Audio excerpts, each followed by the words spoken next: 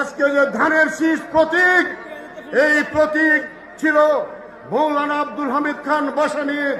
এই প্রতীক ছিল ন্যাশনাল আওয়ামী পার্টির যে দলের প্রধান ছিলেন মৌলানা আব্দুল হামিদ খান ভাসানী। মৌলানা আব্দুল হামিদ খান ভাসানী শহীদ রাষ্ট্রপতি জিয়াউর রহমানকে সন্তানের মতো স্নেহ করতেন, তার দেশপ্রেম, তার সততা দেখে। তাই মৌলানা আব্দুল হামিদ খান ভাসানী তার দল বাংলাদেশ ন্যাশনাল আওয়ামী পার্টি বিলুপ্ত করে সেই ধানের শীষ শহীদ রাষ্ট্রপতি জিয়াউর রহমানের হাতে দিয়ে যান। কারণ উনি মৌলানা আব্দুল হামিদ খান উনি ভেবেছিলেন যে আমার এই প্রতীক শহীদ রাষ্ট্রপতি জিয়াউর রহমানের হাতেই একদম নিরাপদ। সংগ্রামী বন্ধুরা, আজকে ধানের শীষ প্রতীকের নির্বাচন হচ্ছে। এই ধানের শীষ প্রতীক যদি পরাজিত হবে শহীদ রাষ্ট্রপতি জিয়াউর রহমান। আজকে ধানের শীষ প্রতীক যদি পরাজিত হবে বেষ্টী বেগম খালেদা জিয়ার স্বপ্ন। আজকে যদি ধানের শীষ পরাজিত হবেন আমাদের নেতা তারেক রহমান। আপনারা কি চান এটা? তাহলে আপনারা সজাগ থাকেন। আগামী 12ই ফেব্রুয়ারি আমরা সবাই ঐক্যবদ্ধ হবে।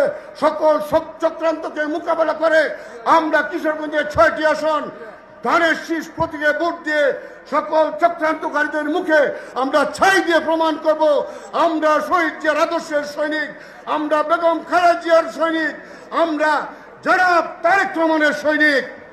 আপনারা রাজি আছেন না সবাই? ভাইরা আমার যত বিপর্যয় আসুক বাংলাদেশ জাতীয়তাবাদী টিকে থাকবে।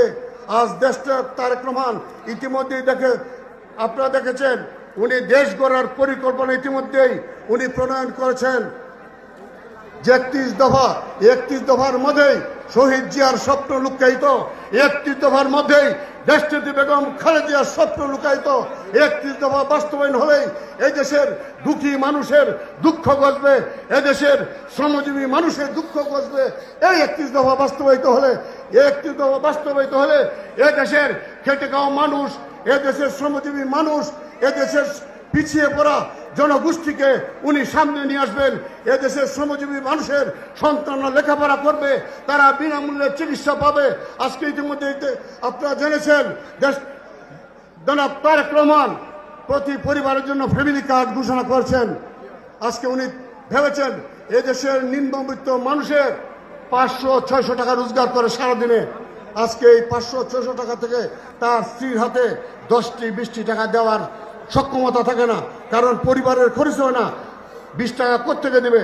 এই বাচ্চা একটা আইসক্রিম চাইলে মা তার সন্তানকে একটা আইসক্রিম দিতে পারে না, একটি চকলেট চাইলে একটি চকলেট কিনে দিতে পারে না। সেই জন্যই জনাব তারেক রহমান ভেবেছেন এই দেশের অর্ধেক জনগোষ্ঠী নারী, এই নারীদেরকে স্বাবলম্বী করতে হবে।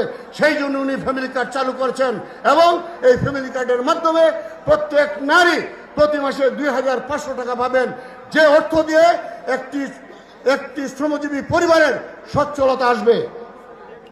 আজকে আমাদের সবার দায়িত্ব সকল ভেদাভেদ বলে, সকল অনৈক্য বলে আমরা আগামী 12ই ফেব্রুয়ারি নির্বাচনকে সফল করা, আমাদের ধানের শীষের প্রার্থীদেরকে বিজয়ী করা।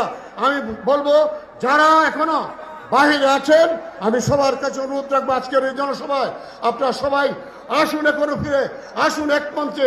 আমরা সবাই মিলে ধানের শীষের প্রার্থীকে বিজয়ী করি।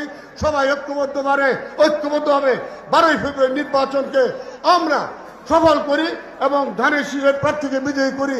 আজকে দেশনেত্রী বেগম খালেদা জিয়া উদ্যানে উনার স্বামীর কবরের পাশে সাহিত আজকে উনার আত্মা শান্তি পাবেন যদি আমরা ঐক্যবদ্ধ হবে আজকে ধানের শীষের প্রার্থীকে বিজয়ী করতে পারি। আজকে এই জনসভা সফল করতে ভৈরবের থানা উপজেলা বিএনপি, পৌর বিএনপি, অঙ্গ সংগঠন সমূহ সকলেই অক্লান্ত পরিশ্রম করেছেন। আজকে বিশাল জনসভা এমনি হয় নাই, এটার ভিতরে শ্রম আছে, মেধা আছে, অর্থ আছে, অনেক ব্যয় হয়েছে। আমি ধন্যবাদ জানাই, অভিনন্দন জানাই ভৈরবের সকল স্তরের নেতা কর্মীকে এমন একটি সুন্দর জনসভা উপহার দেওয়ার জন্য আমি ধন্যবাদ জানাই আপনাদের সবাইকে। আজকে অনেক কষ্ট করে এই শীতের মাঝে আপনারা যে এতক্ষণ বসে আছেন সেই জন্য আমি জেলাবির পক্ষ থেকে আপনাদেরকে এবং আমার ব্যক্তিগত পক্ষ থেকে আপনাদেরকে অভিনন্দন শুভেচ্ছা জানাই।